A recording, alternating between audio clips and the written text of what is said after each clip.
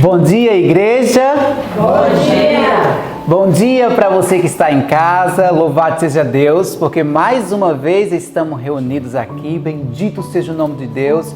Que bom mais uma vez ter você conosco, que você possa sentir abençoado pelo poder de Deus. Tenho certeza absoluta que quando você se acordou hoje, ao estudar a palavra de Deus, os anjos estavam com você, o Espírito de Deus estava com você também, para que você pudesse entender, que você possa se sentir abraçado e com muita alegria no seu coração. Bom dia, irmão Luan. Bom dia, professor Léo. Bom dia, igreja. Bom dia. Louvado seja o nome de Deus e bendito seja o nome dele, porque estamos mais um dia na casa do Senhor Deus para aprender mais de sua bendita palavra.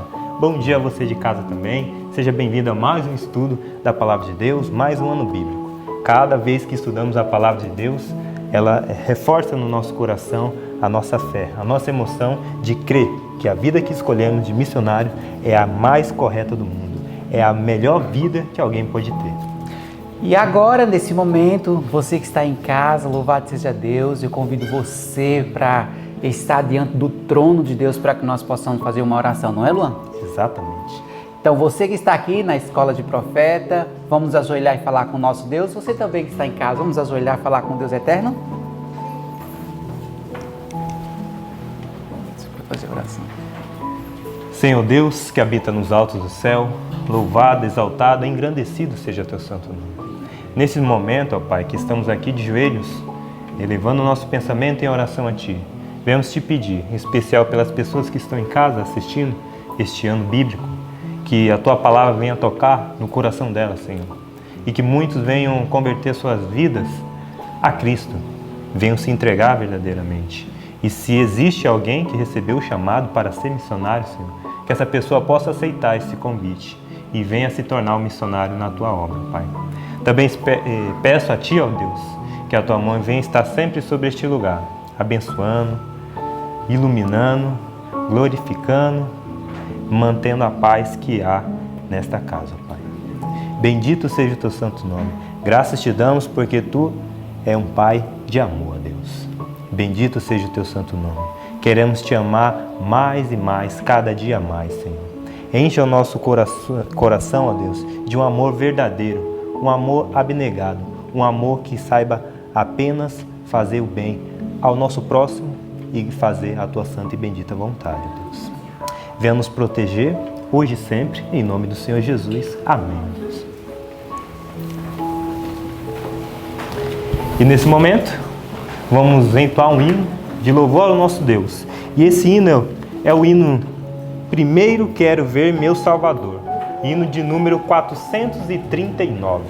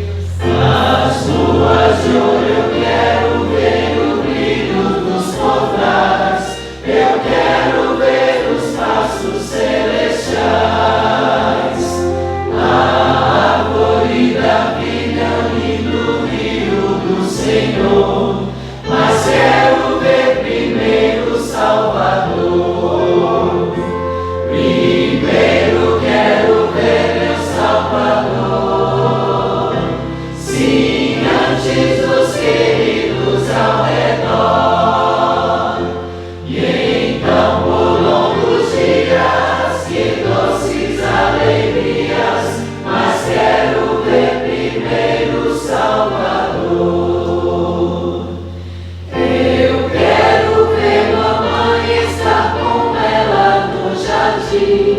lembrar dos dias idos com amor. Queridos, quero ver os quais partiram antes sim, mas quero ver primeiro o Salvador. Primeiro quero ver meu Salvador, sim, antes dos queridos ao redor. E então por longos dias e doces alegrias, mas quero ver primeiro o Salvador.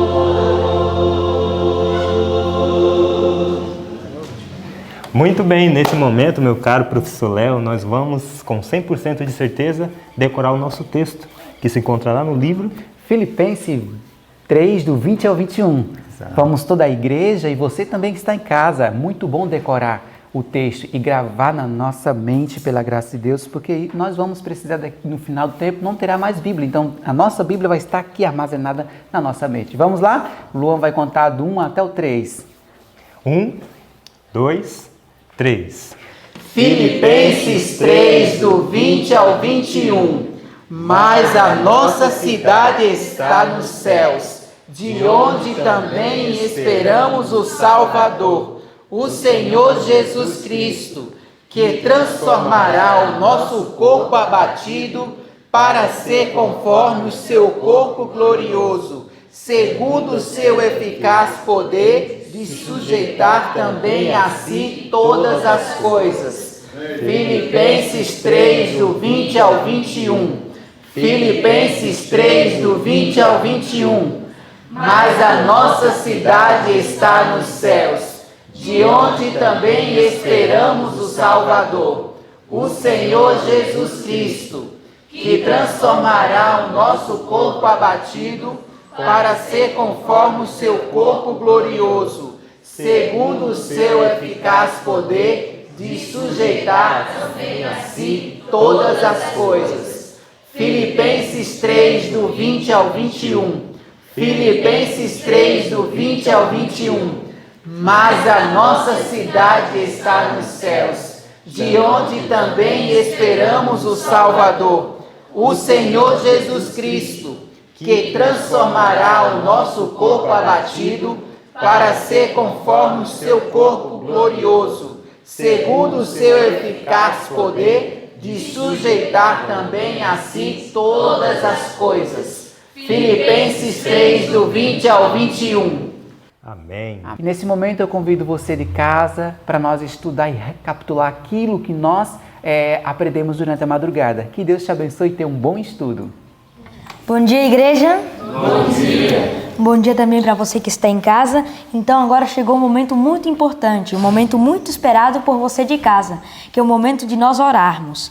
E no dia de hoje nós estaremos orando pela Lindinalva de Itabuna da Bahia, que pede oração por Luciene, que está com depressão. Eu creio que Deus ele responderá a sua oração. Também estaremos orando por Jusileia Reis, que pede oração pela família e por a proteção. Também estaremos orando por Rosa Maria, que pede oração para conseguir vender um imóvel e comprar outro, onde ela quer fazer um ponto de evangelismo. E também estaremos orando por Lucemar Oliveira, que pede oração pela salvação dos seus filhos, Ricardo e Fernando.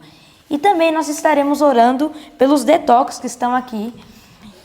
Então estaremos orando por Raimundo, que veio de Barreiras da Bahia, pela Joelma, que veio de Manaus, pela irmã Santa, que veio da Bahia, e também pela irmã Gideã e a família dela, que veio de Recife. Então, neste momento, vamos orar?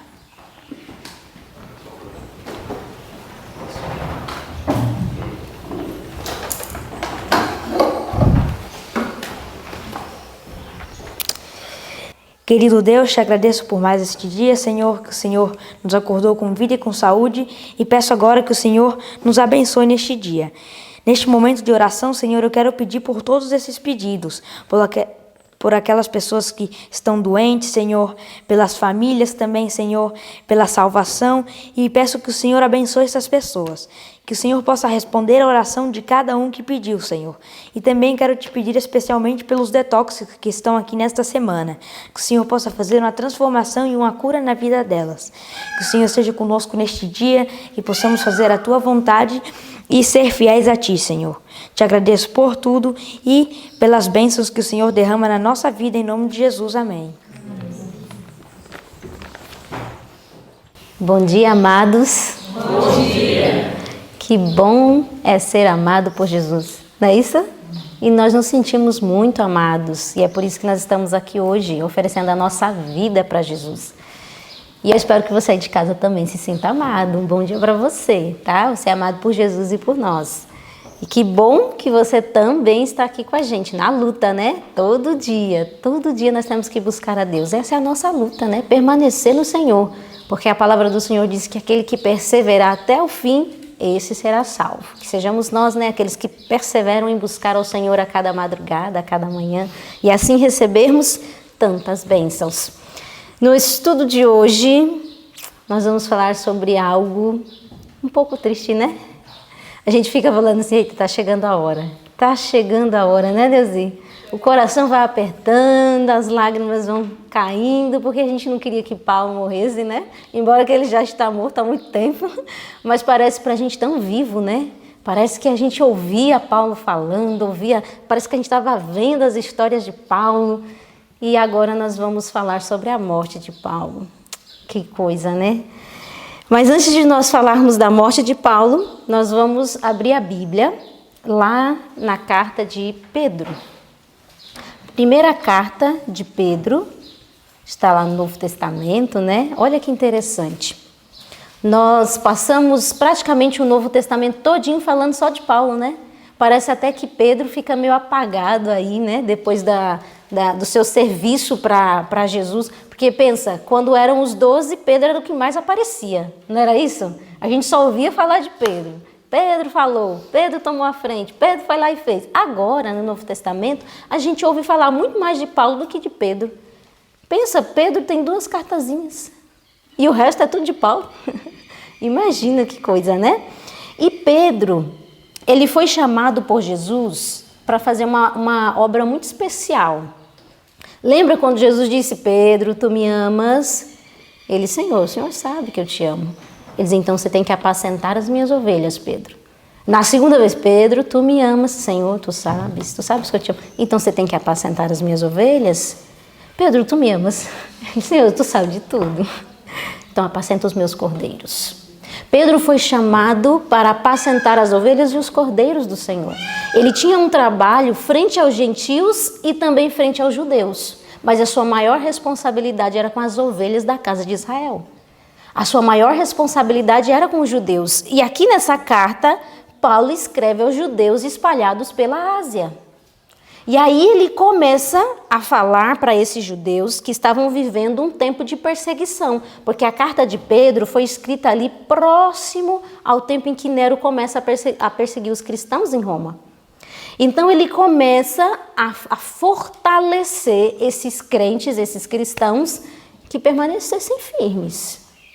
E sabe o que é uma coisa interessante que eu fiquei pensando?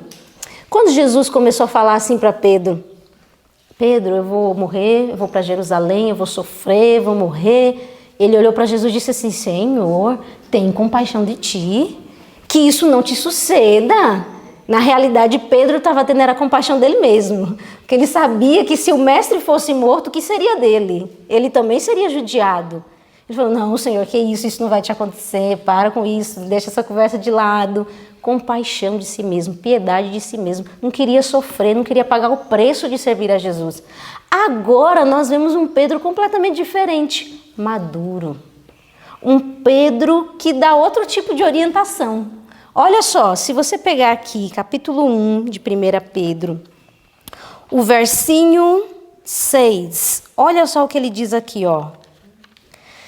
Em que vós grandemente vos alegrais, ainda que agora importa, sendo necessário, que estejais por um pouco contristados com várias tentações, para que a prova da vossa fé, muito mais preciosa do que o ouro que perece e é provado pelo fogo, se ache em louvor e honra e glória na revelação de Jesus Cristo. Os meninos estão tudo aqui falando o texto, que é um texto que a gente conhece. E para que o fim dessa fé provada seja o quê? Verso 9. Alcançando o fim da vossa fé, a salvação das vossas almas. Ele fica firme aí no meio das provações. Fica firme, porque sabe qual vai ser o fim da vida de vocês? Vai ser a salvação. Como isso é bom. Permaneça no Senhor. Então, Paulo, a gente falando de Paulo, que quando vai falar de Pedro, né? O Paulo vem na boca. Então, Pedro, ele estava aqui dando orientação como um pastor, como um bom pastor. E eu sei que é difícil. Eu sei que a gente não quer sofrer e padecer, mas permanece firme para você ver. O fim será a salvação das vossas almas. As provações são passageiras. Elas passam. Você vai ver, não é para sempre não dura para sempre não. Como Paulo diz, são momentâneas e passageiras. E um pouquinho mais à frente, agora ele vai trabalhar sobre a santidade. Ele começa a falar e apelar ao coração daqueles cristãos que vivessem em santidade. Ele fala a santidade pessoal e fala da santidade no amor. Olha que importante. E se você pegar aqui o versinho 14 do capítulo 1, olha só o que ele diz assim, como filhos obedientes, não vos conformando com as concupiscências que antes havia em vossa ignorância. Olha que interessante. Pedro aqui está dizendo que nós não devemos nos conformar com as concupiscências que antes nós fazíamos em nossa ignorância. Sabe, a gente precisa aprender que para se obter santidade, a nossa vida precisa ser pautada em cima de princípios. Você sempre vai ser seguido por princípios, você vai sempre pautar a sua vida em cima de princípios. Agora, o que você precisa aprender? Que esses princípios têm que ser de Deus e não os seus. Os limites têm que vir de Deus e não os seus. Porque senão, se a gente for deixado pelas nossas próprias concupiscências, o que nós vamos fazer? Nós comemos o que gostamos, fazemos só o que queremos, e aí a gente começa a viver uma vida completamente desregrada e que não funciona. Então, para a vida funcionar e para a vida termos essa santidade que Pedro está falando aqui, a gente precisa ser regidos por princípios que não provêm do nosso coração corrompido. Princípios que provenham da vontade do Senhor. E aqui mais à frente, no verso 15, ele diz assim, mas como é santo aquele que vos chamou, sede vós também santos em toda a vossa maneira de viver. Ei, quem te chamou foi alguém muito santo. Santo, ele te chamou para viver em santidade, assim como ele é. E aí o verso 16, ele completa, usando um texto do Antigo Testamento. Porquanto está escrito, sede santos, porque eu sou santo. E a vida com Cristo é assim mesmo. A gente vai se assemelhando a Ele, na nossa esfera. Porque Deus tem a esfera dele. Mas nós vamos nos assemelhando a Ele dentro da nossa esfera. E era justamente disso que Pedro estava falando aqui. E mais à frente agora ele vai falar sobre a santidade no amor. Verso 22, purificando... A gente sabe esse texto, não sabe não? A gente já decorou eles, purificando as vossas almas pelo Espírito, na obediência à verdade, para o amor fraternal não fingido. Amai-vos ardentemente uns aos outros com um coração puro. Olha que importante isso aqui. Primeiro ele fala sobre a purificação da alma. É difícil você amar quando o seu coração não está purificado. Quando os seus olhos são maus. É difícil amar, é uma luta muito grande. Por isso que a purificação tem que vir primeiro. A purificação dos sentimentos, dos pensamentos. E aí você tem capacidade, você é habilitado para aprender a amar. Porque, pensa só, a gente tem uma visão tão errada do amor, né? A gente quer amar só aqueles que são bons pra gente, aqueles que são legais, né? A gente quer amar esses que não nos incomodam, que não são espinhos em nossos pés. Mas na realidade, você vai ver no capítulo 2 e no capítulo 3, Pedro dizendo que nós temos que amar esses mesmos que são espinhos. O amor fraternal não fingido, o amor sem hipocrisia. Quanto que a gente precisa aprender disso, né? Porque isso não é natural do nosso coração. E Pedro, ele diz aqui mesmo na carta, aqui no capítulo 1 mesmo, que isso só será possível, no capítulo 2, capítulo 2, verso 4, da seguinte maneira, ó. E chegando-vos para ele, pedra viva, reprovada na verdade pelos homens para com Deus e eleita e preciosa. Está falando de Jesus aqui. A única maneira de você aprender a amar sem hipocrisia é chegando-vos para ele. É chegando perto de Jesus, que é o amor. É só assim. Senão a gente não consegue, porque o nosso coração é ruim mesmo. Nós somos maus. E então o amor fraternal só se é conseguido quando você se achega a Cristo. E aqui no capítulo 2, ele vem apelando justamente para isso. Ei, vocês têm que se despojar da inveja, da malícia, de falar mal um do outro. Vocês têm que largar disso. Joga isso no lixo, isso não funciona. Você tem que se aproximar da pedra, a pedra eleita, preciosa. E aí ele fala, vocês também são pedras, vocês foram tirados da pedra principal. Vocês também são pedras preciosas, a casa do Senhor. Que extraordinário isso, né? Olha só, como o Evangelho de Deus nos eleva.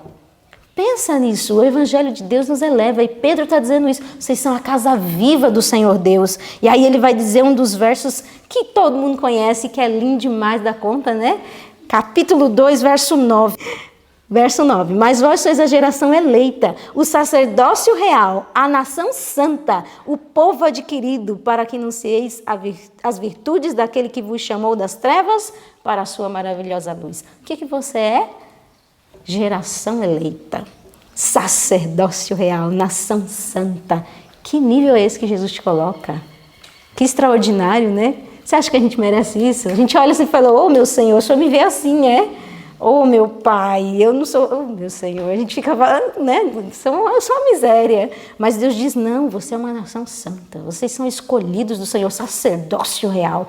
Pensa que privilégio, que patamar o céu nos coloca. E aqui, no capítulo 2, Pedro também traz algumas orientações que eu achei extraordinária.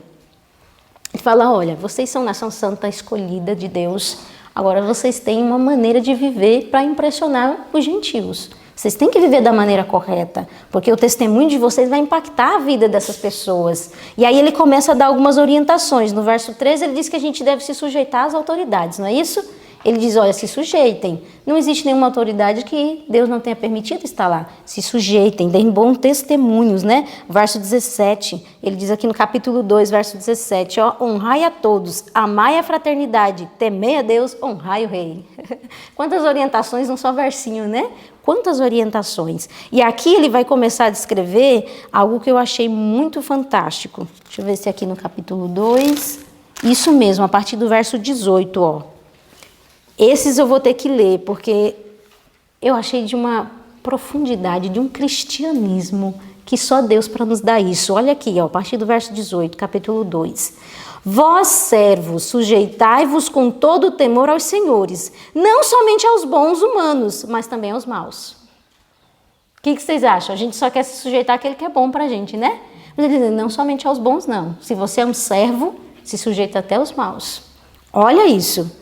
Porque é coisa agradável que alguém, por causa da consciência para com Deus, sofra agravos padecendo injustamente.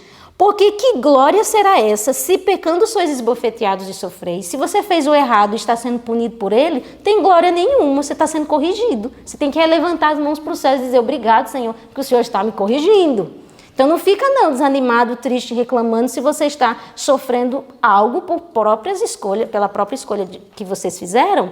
Então não tem glória nenhuma nisso. Mas se fazendo bem, sois afligidos e o sofreis, isso é agradável a Deus. Pensa que nível de vida é essa que Pedro está apresentando aqui. Se você está sofrendo por ser bom, por não ter feito nada de errado, oxente, levanta a mão para o céu, porque Deus está olhando para você como? Com olhos agradáveis. Um servo meu, olha ali. Ele não está devolvendo mal com mal. Verso 21, porque para isso sois chamados, pois também Cristo padeceu por nós. Você foi chamado para quê? Para padecer por Cristo. mas fazendo o certo. E é isso que ele está dizendo. Não fazendo o errado. Se você fez o errado, você vai pagar pelo que você fez. Agora, se você está fazendo o certo, você está padecendo por Cristo, você foi chamado para isso mesmo. Olha aqui, padeceu por nós, deixando-nos exemplo para que sigais as suas pesadas, o qual não cometeu pecado, nem na sua boca se achou engano, o qual, quando injuriavam, não injuriava, e quando padecia, não ameaçava, mas entregava-se àquele que julga justamente. Essa deve ser a minha posição. A sua também? É fácil? Não, não é fácil não. Porque a natureza luta contra. A gente não quer sofrer. A gente não quer ser injustiçado. E esses dias eu estava falando com Deus, porque eu estava pensando na vida de Paulo e eu falei, Senhor do céu, eu não estou pronta para ser rejeitada. Eu não estou pronta para ser olhada com desprezo e dizer assim, olha, aquela ali só fala mentira. Porque era isso que falavam de Paulo. Que o evangelho que Paulo pregava era uma mentira, não era verdade? Era caluniado, era judiado. E eu falei, meu Deus do céu, eu não estou pronta para isso ainda. Quando eu penso que eu vou passar por isso, eu fico, ai meu Senhor, o que eu vou fazer? É angustiante. Mas pensa só, essas pessoas, Pedro, Paulo e André, Tiago e João no barquinho, eles viveram tão perto de Deus que isso para eles já não importava mais. Não importa não, eu quero mesmo é padecer e sofrer por Cristo mesmo. Ai, que glória isso, participar disso. E Pedro vivenciou isso na vida dele e por isso ele tinha autoridade agora de ensinar. Ele tinha passado vergonha por Cristo? Tinha padecido por Cristo? Tinha. No princípio ele teve um deslize, não foi? Quis negar a Jesus, mas aquele erro o ensinou tanto e o habilitou para ensinar as coisas que nós estamos lendo hoje. Que extraordinário, foi justamente isso que Pedro deixou escrito para nós. E no capítulo 3, só para completar já essa ideia de que nós estamos falando de sofrer fazendo o certo, no verso 9, versinho 9, ele diz assim, não tornando mal por mal, ou injúria por injúria, antes pelo contrário, bem dizendo, sabendo que para isto fostes chamados, para que por herança alcanceis a bênção, porque quem quer amar a vida e ver os dias bons, refreia a sua língua do mal, e os seus lábios não falem engano. Aparte-se do mal e faça o bem, busca a paz e siga. São orientações importantes? Sim, ele está dizendo como é que você deve viver. Quando as dificuldades vierem, viu meninas? Quando começarem a haver os desencontros de temperamento, né? Porque isso não tem como não acontecer. Opa, faça isso aqui, não torne o mal com o mal. Nada. Continue fazendo bem. Busque a paz e siga. Maneira de vencer. Então, Pedro vem trazendo todas essas orientações aqui no capítulo 2. E já no capítulo 3, que nós estudamos os 3 capítulos da primeira carta de Pedro, ele começa a falar para as mulheres. Olha aí, mulheres, se atentem às orientações do apóstolo Pedro, que isso é importante para a nossa vida. Olha aí, capítulo 3, verso 1, semelhantemente vós, mulheres, sede sujeitas aos vossos próprios maridos. Entenda a sua posição, mulher. Para que também, se alguns não obedecem à palavra, pelo porte de suas mulheres sejam ganhos sem palavra. Isso aqui é extraordinário. Quer dizer, ei, conquista teu marido com teu testemunho. Se ele não crê, conquista teu marido com testemunho, sem falar nada. Que lindo isso aqui, né? Extraordinário. Aí aqui ele vem trazendo algumas orientações sobre a maneira de se vestir, né? Isso aqui, o próprio Paulo também já tinha escrito, a gente já leu isso, né? Quando ele escreve a Timóteo, ele fala sobre isso. E eu acho interessante, porque eu penso que Pedro não tenha tido acesso às cartas de Paulo, né? Mas eles escreviam a mesma coisa, porque eram inspirados pelo Espírito Santo. E o Espírito Santo inspirou Pedro a dizer assim, ei, que o vosso buscar não seja pelo exterior, que o vosso buscar seja pelo interior. Olha aqui, o versinho, deixa eu ver aqui,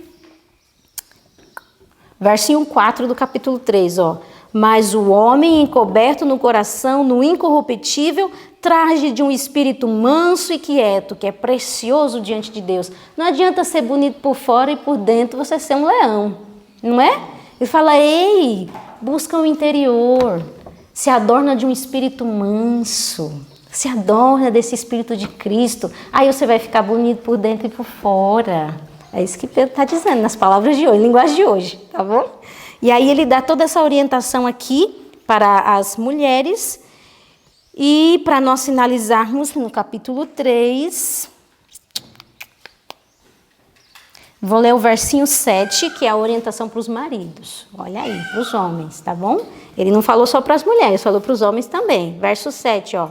Igualmente vós, maridos, coabitai com elas com entendimento, dando honra à mulher como um vaso mais fraco, como sendo vós os seus co-herdeiros da graça da vida, para que não sejam impedidas as vossas orações. Então, qual a orientação de Pedro? Ei, cuide bem da sua mulher. Ela é um vaso mais frágil, né? Ela é mais delicada. Coloca ela não para carregar saco nas costas, não. Carrega por ela. Se você vê ela com uma bacia, eu vou começar a interpretar aqui o que Pedro estava querendo ensinar nessa frase, viu? Se você está vendo a sua amiga, a sua irmã passar lá com uma bacia pesada, ei, faça isso não, vá lá, pegue a bacia para ela é um vaso frágil, cuide dela. É isso que Pedro estava dizendo, né? Não, meninas? Vocês vão gostar dessa orientação de Pedro? Pedro é gente fina. Então, ele estava dizendo justamente isso. Elas são um vaso mais frágil, você tem que cuidar delas, elas precisam de cuidado, de proteção. E esse é o papel do homem, é cuidar e proteger a mulher, né? E ele diz assim, ó, faça isso, porque se você não fizer isso, até as suas orações serão impedidas. Sua vida espiritual não funciona. Se o homem não cumpre o papel dele dentro do lar ou dentro da própria sociedade, né? Pensa nisso daqui, o verso 7, o final dele. Para que não sejam impedidas as vossas orações. Não maltrate, não xingue, não bata. Suas orações serão impedidas. Isso aqui é muito sério o que Pedro está dizendo. E aí a gente termina as orientações aqui dos 3 capítulos. Foi legal? Foi gostoso, né? Ouviu um pouquinho de Pedro. A gente ouviu tanto de Paulo, agora a gente ouviu um pouquinho de Pedro. Mas, partindo agora para a história de Paulo, que está lá no capítulo 50 do Atos dos Apóstolos, o título é Condenado à Morte. Muito bem. Então, você abriu aí seu capítulo, no capítulo 50, Atos dos Apóstolos, Condenado à Morte? Abra aí para você acompanhar, vai ser muito importante. E eu fiquei pensando algumas coisas sobre a vida de Paulo. E eu fiquei analisando comigo mesma e pensando assim, ei, Joana, como é que você quer chegar no final da sua vida? Pensa aí, como é que você quer chegar no final da sua vida? A gente só pensa coisa boa, né? A gente quer chegar bem, com saúde, numa rede, tomando água de coco, né? No bem bom, não é isso? A gente não pensa essas coisas?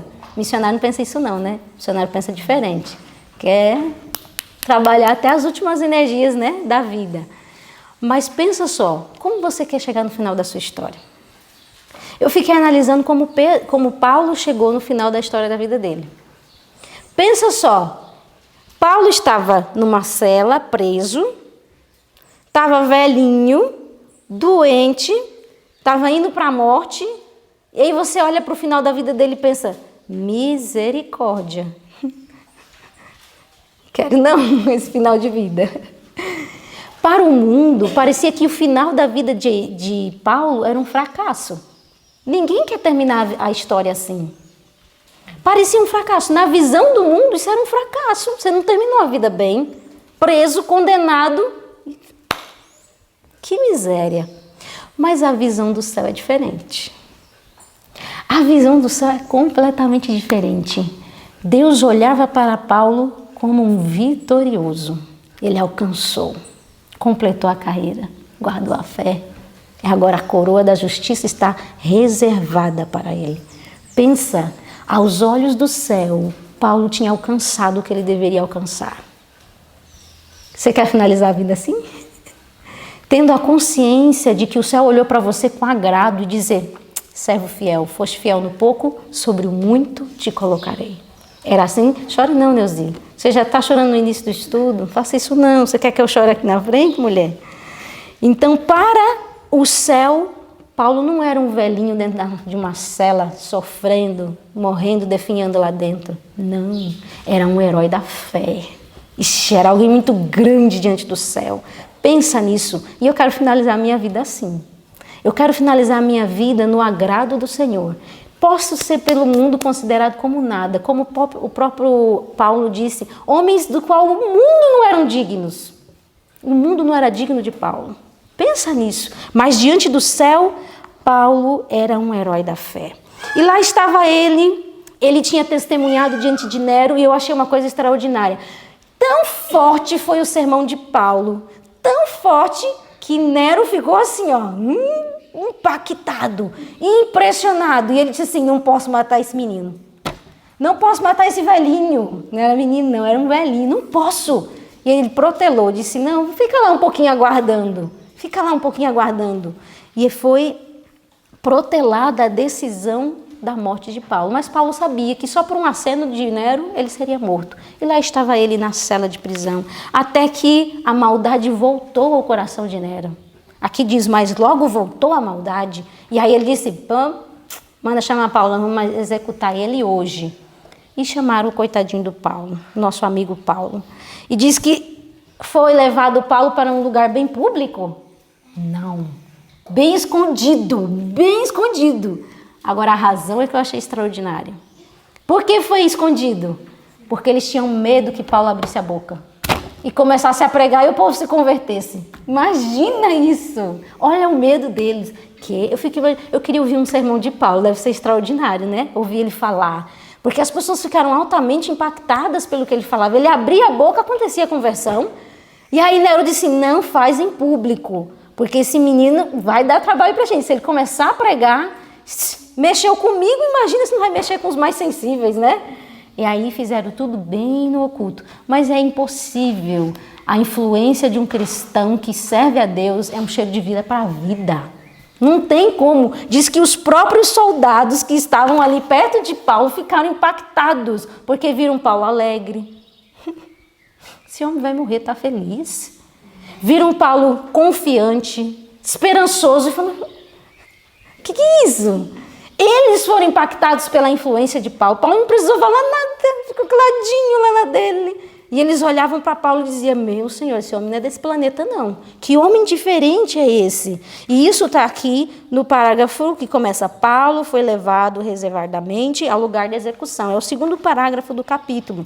E mais lá para frente, diz assim, ó, mas até os soldados empedernidos que o acompanhavam ouviram suas palavras e com espanto viram animado e mesmo alegre à vista da morte. Para alguns que testemunharam seu martírio, o espírito de perdão que manifestou para com seus assassinos e sua inabalável confiança em Cristo até o último momento mostraram ser um cheiro de vida para a vida.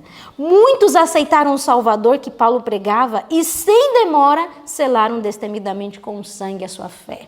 Como é que você acha que Paulo chegou a esse nível de vida? Você acha que chegou ali na hora, uma varinha de cordão, pronto, sou fiel. Não foi de maneira instantânea. Paulo traçou uma vida sendo preparado para esse momento. Sabe como? Sendo rejeitado, maltratado e não devolvendo com mal. As pessoas judiando dele, perseguindo, chateando, e ele não devolvia com mal.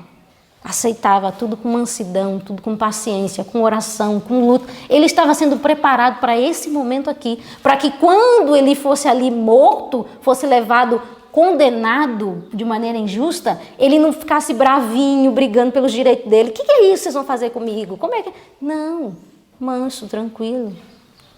Minha vida está em Cristo. Faça o que quiser. Eu sou sendo servido como libação ao Senhor. Nada, nenhuma preocupação. Porque ele foi treinado durante a vida toda para esse momento. E quando chegou o momento, ele estava pronto para depor a sua vida por Cristo. E isso só aconteceu porque o próximo parágrafo diz que a operação do Divino Espírito Santo estava sobre Paulo. Ele era guiado, direcionado pelo Espírito Santo. E uma das coisas que eu achei extraordinária no final desse terceiro parágrafo, diz que a paz celestial que o semblante de Paulo irradiava ganhou muitos conversos para o Evangelho. Você tem noção do que é isso? Paulo era um conquistador de almas só pelo semblante dele. Eu falei, não é possível um negócio desse. Que coisa extraordinária é essa? O que Jesus faz com a gente?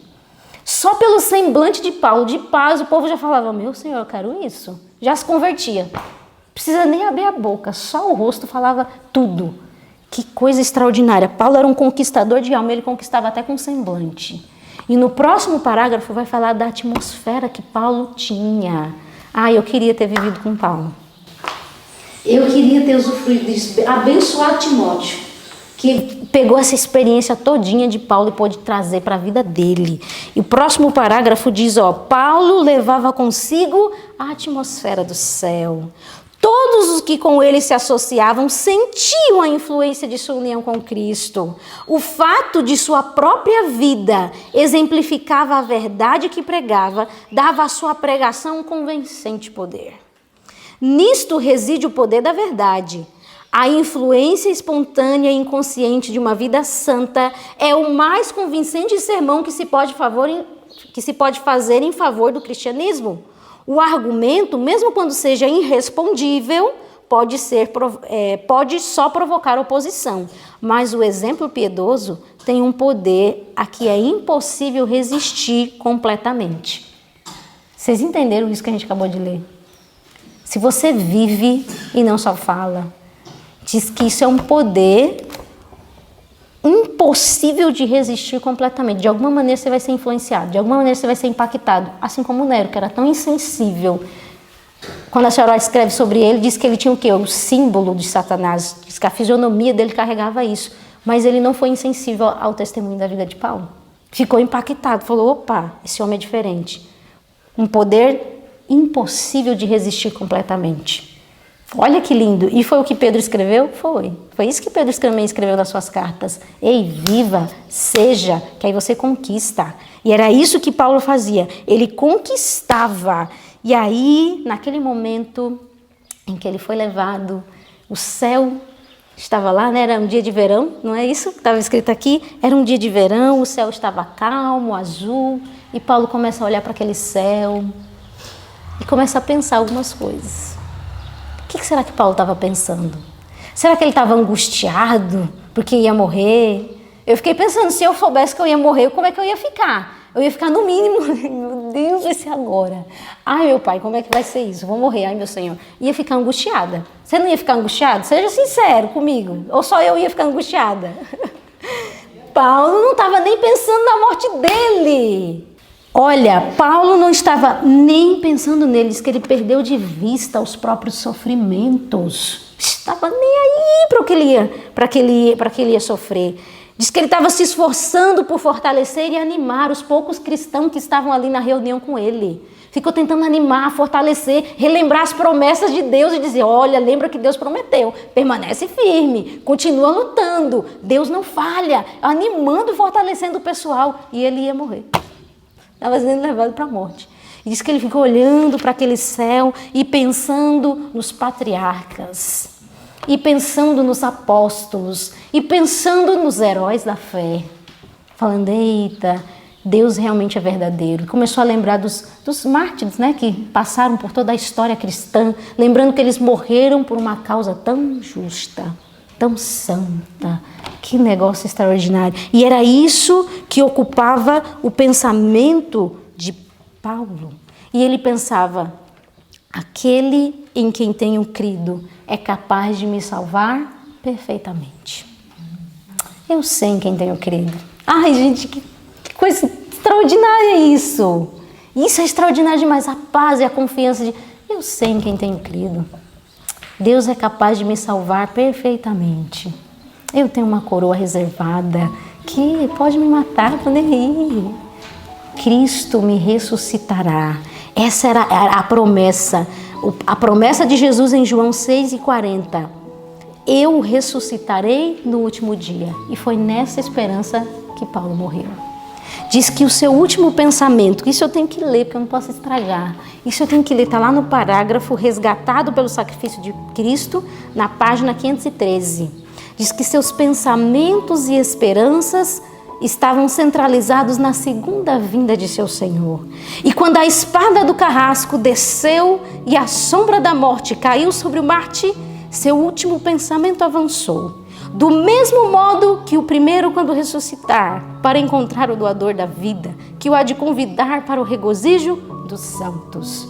Morreu pensando na segunda vinda de Jesus. Meu rei virá para me ressuscitar naquele último dia. Valeu a pena cada esforço. Valeu a pena ter corrido essa carreira cristã. Que extraordinário isso aqui. Desculpa as lágrimas, mas é impossível não chorar. Pensa, correu a carreira cristã e disse, valeu a pena todo o esforço. Eu estou aqui oferecendo a minha vida porque eu acredito nesse Deus. E ele morreu crendo que Jesus o ressuscitaria naquele último dia.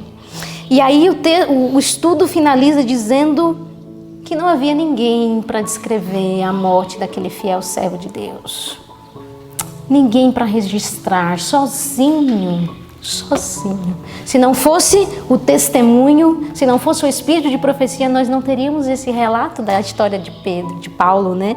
E aqui diz que, como o toque de uma trombeta, sua voz tem repercutido através de todos os séculos, enrijecendo com sua coragem milhares de testemunhas de Cristo e despertando em milhares de corações feridos pela tristeza, o eco de sua alegria triunfante. Eu já estou sendo oferecido por aspersão de sacrifício e o tempo de minha partida está próximo. Combati o bom combate, acabei a carreira, guardei a fé. Desde agora a coroa da justiça me está aguardada, o qual o Senhor, justo juiz, me dará naquele dia. E não somente a mim, mas também a todos os que amarem a sua vida. Aqui está um testemunho de como se vence na vida. Paulo venceu. Descansa no Senhor. E no último dia nós o veremos, ressuscitado para a glória de Deus. Que você também vença na sua história. Vença no dia de hoje. Lute com Deus. Que o seu testemunho também seja como o de Paulo, um cheiro de vida para a vida. Que as pessoas, ao entrar em contato com você, sintam a influência do céu.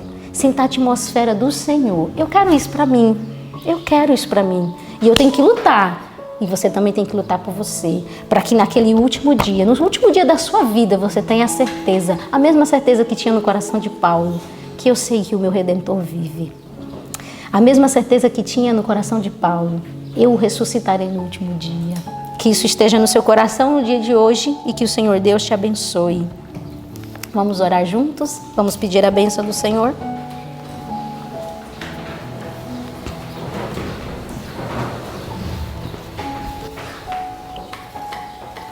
Nosso Deus e nosso Pai, Senhor, muito obrigada porque o Senhor preservou informações como essas para a nossa vida.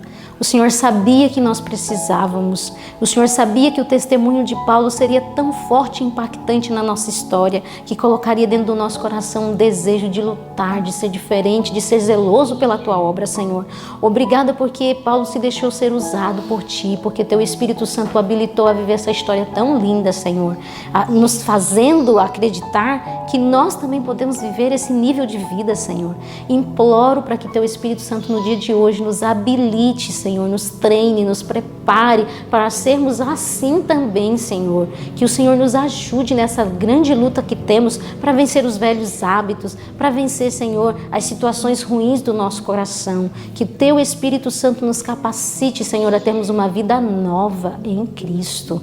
Eu imploro pelo pessoal que está em casa, eu peço a Tua bênção sobre a vida deles, Senhor Deus, que eles possam, assim como Pedro orientou, estar se achegando mais e mais a Cristo, porque eu sei que esse é o único caminho de vitória. E para nós, Senhor, também imploro para que o Senhor nos ajude, para que o Senhor esteja conosco no decorrer deste dia, nos auxiliando, Senhor Deus, a vivermos uma vida que seja um cheiro de vida para a vida, que seja um cheiro suave a Ti, Senhor, seja uma oferta agradável aos Teus olhos.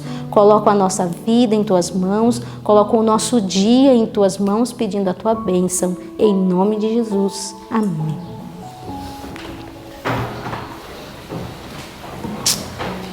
O nosso irmão Paulo descansa no Senhor, mas o Evangelho continua. Amanhã nós vamos estar estudando sobre a vida de Pedro, um pouco mais a fundo. Que você não perca esse estudo, que Deus te abençoe e até amanhã.